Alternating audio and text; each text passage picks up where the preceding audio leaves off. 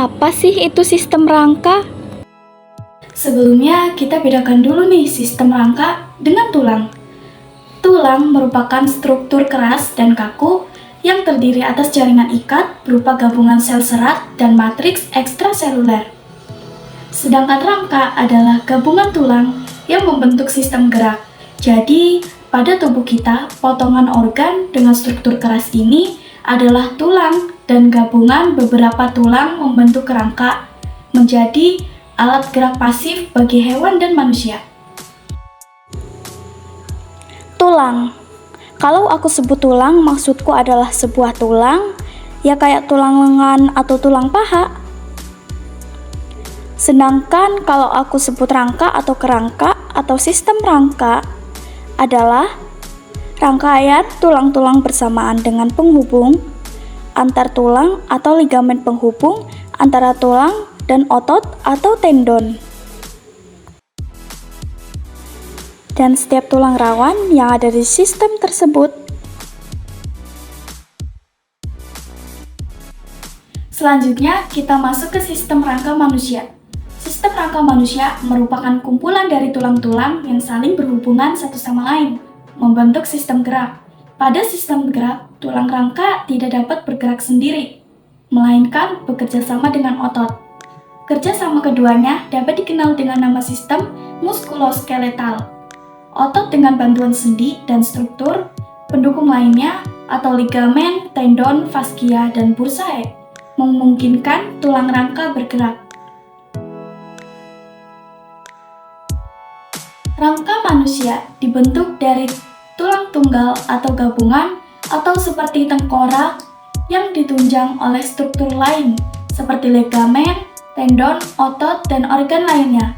Rata-rata manusia dewasa memiliki 206 tulang, walaupun jumlah ini dapat bervariasi antara individu. 206 tulang tersebut memiliki struktur dan fungsi yang berbeda-beda. Umumnya, manusia terlahir dengan 300 tulang untuk membentuk kerangka tubuh. Lalu, seiring dengan bertambahnya usia, beberapa jaringan tulang akan menyatu sehingga membentuk sistem rangka manusia yang terdiri dari 206 tulang. Jenis-jenis rangka berdasarkan letaknya, yaitu exoskeleton dan endoskeleton.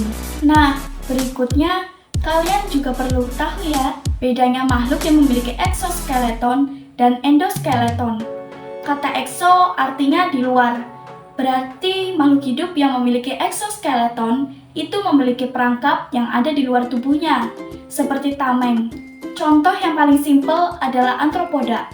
Seperti kepiting, kalian bisa rasain ya, permukaan luar tubuhnya itu keras banget. Dikarenakan rangkanya di luar tubuh melindungi segala jaringan dan organ lembut yang ada di dalamnya.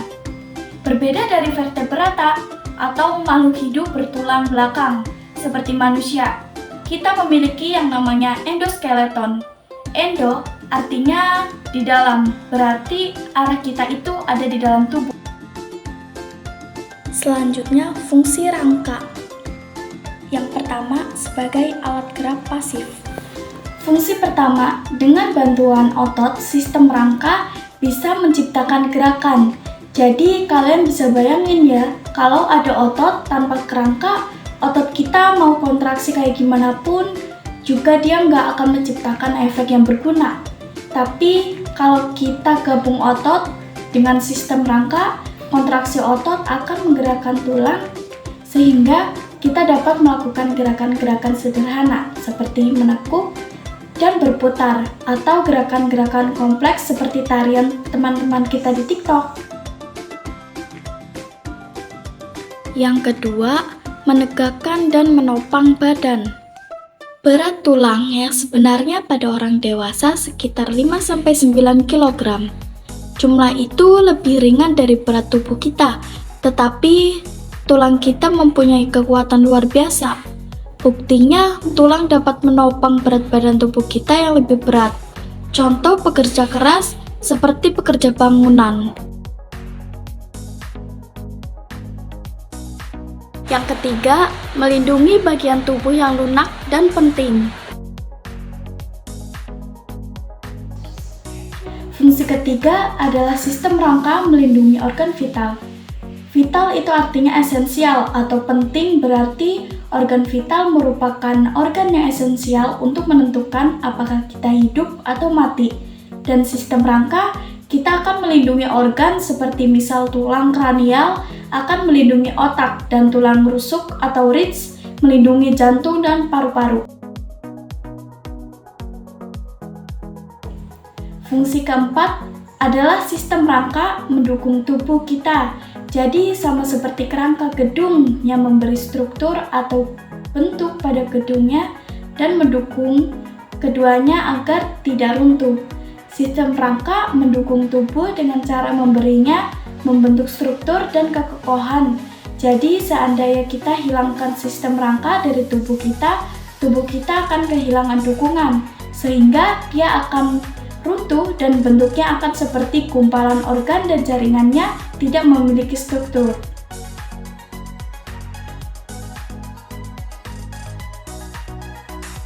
Yang kelima, tempat melekatnya otot rangka.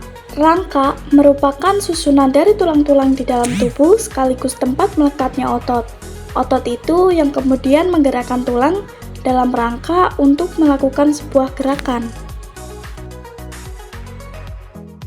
Yang keenam, tempat pembuatan sel darah merah dan putih.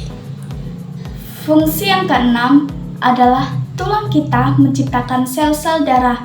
Di tulang kita ada yang namanya sumsum merah, yang warnanya merah gitu. Fungsinya sumsum merah adalah dia akan menciptakan seluruh sel darah yang ada di tubuh kita. Jadi, menciptakan sel darah merah, sel darah putih, dan keping darah, dan pasti kalian bisa tebak warna sumsumnya itu. Warnanya merah, karena di dalamnya ada sel darah merah yang dia ciptakan. Nah, proses pembentukan sel darah kita sebut sebagai hemopoiesis.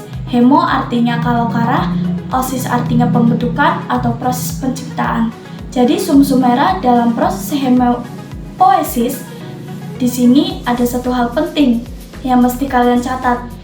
Pas bayi, semua sumsum tulang kita adalah sumsum merah, tapi seiring waktu, banyak sumsum merah itu akan berubah menjadi namanya sumsum kuning, yang warnanya jadi kuning.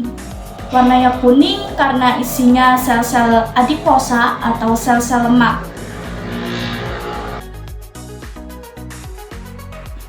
Fungsi yang ketujuh adalah fungsi menyimpan mineral. Jadi tubuh kita itu sebenarnya nggak bisa menciptakan aminoral seperti kalsium, dan satu-satunya sumber mineral ini adalah sumber dari luar tubuh seperti makanan dan minuman yang kita konsumsi.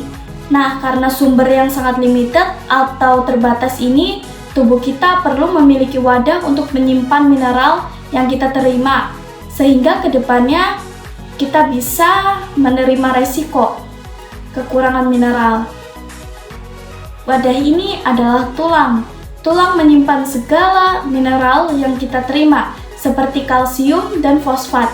Hal ini memiliki dua manfaat utama. Yang pertama, kalsium itu dapat menguatkan tulang, sehingga kita tercegah seperti osteoporosis, di mana tulang kita rapuh dan rentan patah. Manfaat kedua, jika kadar kalsium tubuh kita secara keseluruhan turun kalsiumnya yang disimpan oleh tulang, kita dapat dilepas ke peredaran darah, sehingga kadar kalsium tubuh kita naik kembali. Ide akan mencegah segala penyakit yang berhubungan dengan kadar kalsium rendah seperti paragraf dan perubahan struktur otak fungsi.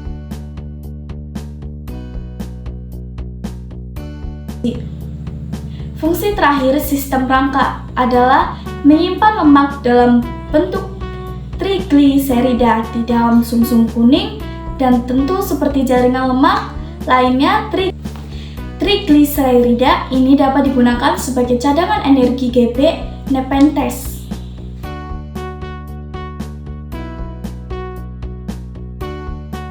Ya teman-teman, selanjutnya kita masuk ke klasifikasi rangka.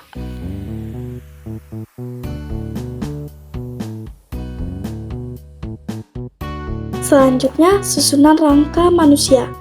Rangka manusia terdiri dari 206 tulang. Aksial rangka sumbu tubuh terdiri dari 80 tulang, terdiri dari tulang tengkorak, tulang belakang, tulang dada, tulang rusuk, tulang gelang. Kata aksial itu artinya sumbu ya, cuma di sini lebih tepatnya artinya adalah sumbu Y atau sumbu vertikal. Jadi, rangka aksial merupakan rangka yang tulang-tulangnya tuh berbaris pada sumbu Y atau sumbu vertikal. Sumbu vertikal ini adalah nama-nama tulang aksial. Selanjutnya, apendikular. Apendikular, rangka alat gerak, terdiri dari 126 tulang, yang terdiri dari tulang bahu, tulang tangan, tulang panggul, tungkai, dan telapak kaki.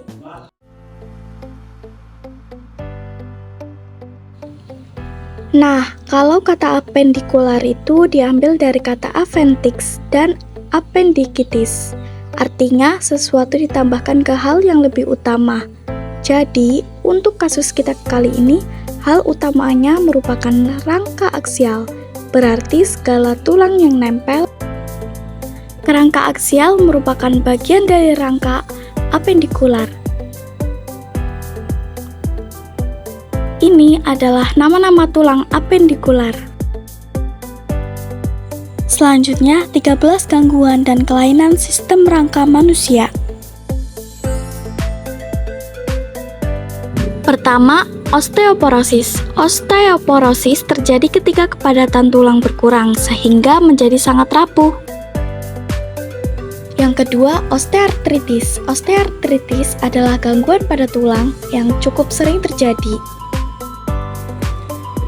Yang ketiga, rheumatoid arthritis.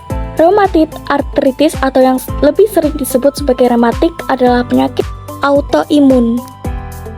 4. Skoliosis. Pada penderita skoliosis, pada tulang yang seharusnya lurus itu akan melengkung membentuk huruf S atau huruf C. 5. Cedera tulang. Cedera pada tulang bisa terjadi akibat kecelakaan. 6. Penyakit paket. Pada penyakit paket, tulang tumbuh terlalu besar sehingga menjadi lemah.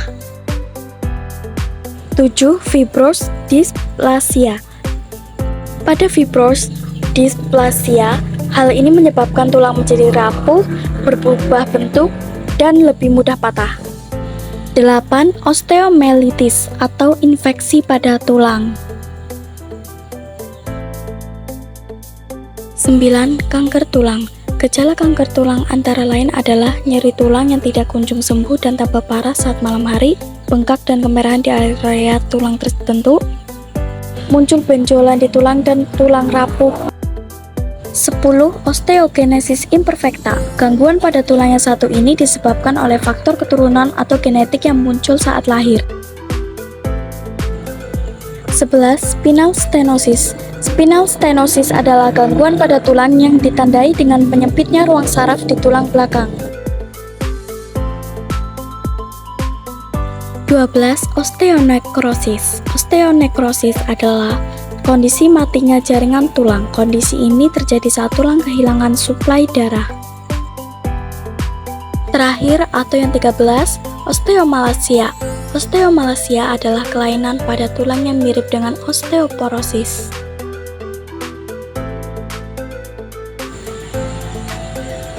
Tips menjaga kesehatan sistem rangka manusia. Yang pertama, olahraga. Menjaga kepadatan tulang dengan latihan beban jogging. 2. Makanan bergizi. Memakan makanan sereal tinggi kalsium untuk tulang kuat. 3. Sinar matahari pagi. Sebagai sumber vitamin D alami, membantu penyerapan kalsium. 4. Tidak berminum alkohol. Dapat menghalangi penyerapan kalsium dan aktivitas vitamin D. 5. Minum suplemen kalsium. Memenuhi 100% kebutuhan kalsium harian. Dan yang terakhir, jangan lupa menggunakan alat pelindung diri yang lengkap saat berolahraga dan berkendara. Kita masuk ke soal-soal dan pembahasan. 1. Sebutkan 4 fungsi rangka di dalam tubuh kita. Jawaban dan pembahasan. 1. Memberikan bentuk pada tubuh dan menopang tubuh kita. 2. Melindungi organ dalam tubuh. Contohnya tulang rusuk yang melindungi jantung dan paru-paru, tulang tengkorak yang melindungi otak. 3. Tempat menempelnya otot yang merupakan alat gerak aktif sehingga dapat menggerakkan tulang. 4. Pada jenis tulang tertentu seperti tulang paha atau femur berfungsi sebagai pembentukan sel darah. Sel darah dibentuk di bagian sumsum tulang, yaitu jaringan lunak yang berada di bagian tengah tulang.